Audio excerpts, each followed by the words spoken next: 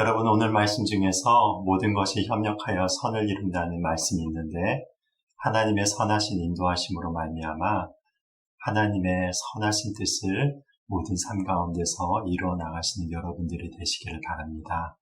오늘 하나님께서 우리에게 주시는 말씀은 로마서 8장 26절부터 30절 말씀입니다. 제가 봉독해 드리겠습니다. 이와 같이 성령도 우리의 연약함을 도우시나니 우리는 마땅히 기도할 바를 알지 못하나 오직 성령이 말할 수 없는 탄식으로 우리를 위하여 친히 간구하시느니라. 마음을 살피시는 이가 성령의 생각을 아시나니 이는 성령이 하나님의 뜻대로 성도를 위하여 간구하심이니라. 우리가 알거니와 하나님을 사랑하는 자 곧 그의 뜻대로 부르심을 입은 자들에게는 모든 것이 협력하여 선을 이루느니라.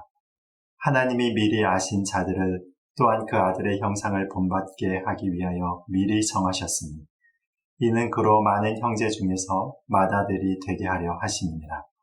또 미리 정하신 그들을 또한 부르시고 부르신 그들을 또한 의롭다 하시고 의롭다 하신 그들을 또한 영화롭게 하셨느니라.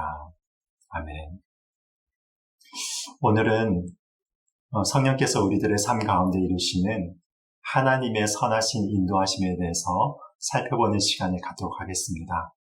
여러분, 우리가 읽은 26절 본문을 보니까 성령께서 우리의 연약함을 도우신다고 나와 있습니다.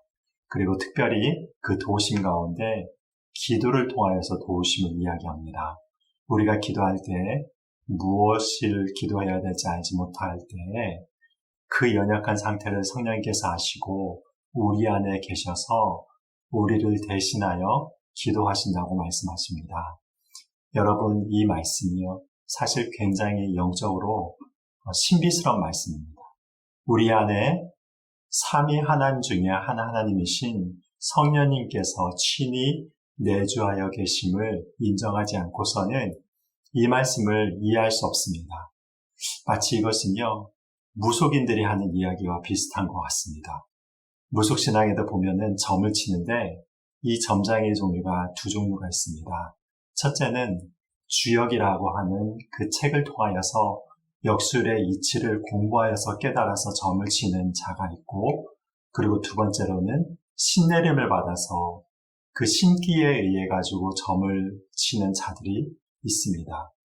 그런데 이 신내림을 받는 무당들은 자신을 지배하는 귀신의 명령에 따라서 생활할 수밖에 없습니다. 제가 무당에서 회심하여서 예수님을 믿은 한 분의 간증을 접한 적이 있었습니다. 이분에 의하면은 자신이 이 귀신을 섬길 때에 어느 날인가 라면이 너무 먹고 싶었답니다.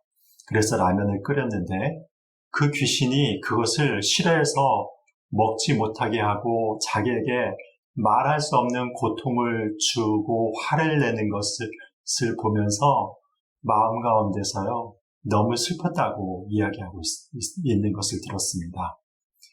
그래서 그때 자신이 그토록 정성스럽게 섬기던 그 귀신이 라면 하나 제대로 먹지 못하게 하는 것이 그토록 슬펐다고 이야기를 했습니다. 그런데 자신이 예수님을 영접하고 하나님을 섬기는데 그 하나님이 자신을 그토록 인격적으로 깊이 사랑하시는 것을 깨닫고 너무 감사하는 생활을 그런 한 적이 있다는 이야기를 접한 적이 있습니다.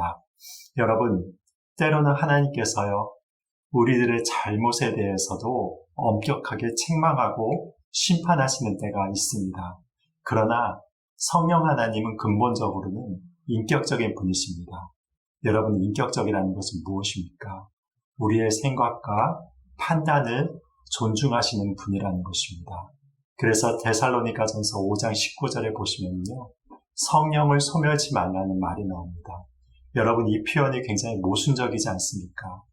성령 하나님은 하나님이신데 어떻게 그 성령 하나님이 소멸이 될 수 있습니까? 마치 본문의 이 표현은요, 성령 하나님께서 연약한 촛불과 같이 바람이 한 번 불면 꺼져가는 것처럼 그렇게 묘사를 하고 있습니다. 여러분, 왜 이렇게 묘사를 한 것입니까? 성령 하나님께서 우리 마음 가운데 인격적으로 역사를 하시기 때문에 그렇습니다. 여러분, 우리가 사랑하는 사람이 있다고 생각해 보십시오. 그 사랑하는 사람의 사랑을 받는데 우리가 힘을 써서 무력으로 그 사람의 사랑을 받아낼 수 있을까요? 그렇지 않을 것입니다. 한 사람이 아무리 힘이 세다 하여도 사랑하는 사람 앞에서는 동등한 관계로서 인격적인 교제를 나눌 수밖에 없습니다. 힘을 가지고 무력화하여서 그 사람을 정복하는 순간 그거는 사랑이 아니게 되는 것이죠. 성령 하나님도 마찬가지입니다. 성령 하나님은 창조주 하나님으로서 모든 것을 하실 수 있지만 우리 안에 내주하여 계실 때는 그분은 인격적이셔서 우리의 판단과 생각과 모든 것을 존중하시는 그런 하나님이시기 때문에 우리들 안에서 연약한 모습으로 때로는 거하시기도 하신다는 것입니다. 우리 이 인격적인 성령 하나님의 역사하심의 특징은요, 본문에도 나타나 있습니다. 우리가 기도할 것을 알지 못할 때 성령 하나님께서 우리 안에 내주하여 계셔서 우리를 위하여서 기도하신다고 나와 있습니다. 그리고 또한 우리를 위하여서 슬퍼하십니다. 무엇을 슬퍼하시는 것입니까? 우리가 때때로 기도해야 될 때 어떤 것을 기도하지 못하고 이야기를 나누지 못할 때가 있습니다. 그럴 때 성령 하나님이 그 연약한 우리의 모습을 슬퍼하신다는 것입니다. 종종 저도 기도하다가 제 연약함과 죄악에 대해서 깊은 애통의 눈물을 흘리게 될 때가 있는데 이것이 작정하여서 나오는 때가 아닙니다. 하나님께서 우리 안에 계셔서 하나님께서 내 안에 계셔서 깊은 곳에서 그 마음 가운데 애통하는 마음을 주셔서 회개케 하거나 나의 연약함을 탄식하게 하시는 경우가 있습니다. 이런 역사들을 모든 성도님들이 한 번씩은 경험해 보셨다고 생각을 합니다. 여러분, 이것을 통해서 우리가 알 수 있는 것은요, 우리들은 하나님의 사랑을 받은 자들이라는 것을 알 수 있습니다. 그래서 지금 28절에 보면 사도 바울이 이렇게 말씀합니다. 우리가 알거니와 하나님을 사랑하는 자, 곧 그의 뜻대로 부르심을 입은 자들에게는 모든 것이 협력하여 선을 이루느니라. 여러분, 성령 안에 거하는 우리들의 본질은 하나님을 사랑하는 자들입니다. 그리고 우리는 하나님의 부르심을 입은 자들입니다. 여러분, 하나님의 뜻대로 부르심을 입은 자들이라는 말은 어떤 것입니까? 부르신 자가 하나님이시고 하나님은 하나님의 목적으로 우리를 부르셨다는 거예요. 그렇다면 하나님이 우리들을 부르신 최종적인 목적은 무엇입니까? 그것이 바로 29절 말씀에 있습니다.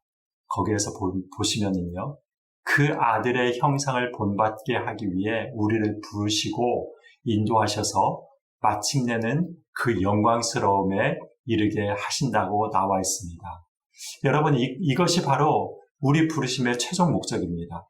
예수님의 형상을 담는 것이 바로 크리스천의 최고의 목적인 것입니다. 여러분, 이 말씀이 얼마나 엄청난 말씀입니까? 질그릇과 같이 연약한 우리들이 예수님처럼 된다는 것은 우리들의 힘으로는 불가능합니다. 그러나 우리를 부르신 하나님의 이 목적을 가지고 우리가 곰곰이 생각해 보면요, 하나님의 계획이 얼마나 놀라운지를 깨달을 수 있습니다. 그리고 이 부르심을 향하여 부르신 분이 우리가 아니라 하나님이시기 때문에 하나님께서 그리스도의 예수의 날까지 우리들을 그 목적을 향하여서 이루게 하실 것을 믿음의 눈으로 바라보게 되는 것입니다. 그 부르심을 바라보며 인격적인 하나님의 말씀에 자발적이고 부드러운 마음으로 순종하여 예수님의 거룩한 형상을 우리를 삶 가운데 이루어 나가시는 여러분들이 되시기를 예수님의 이름으로 축복드립니다. 기도하겠습니다. 하나님은 오늘 이 시간에 로마서 8장 말씀을 통하여서 우리 안에 계셔서 우리를 대신하여서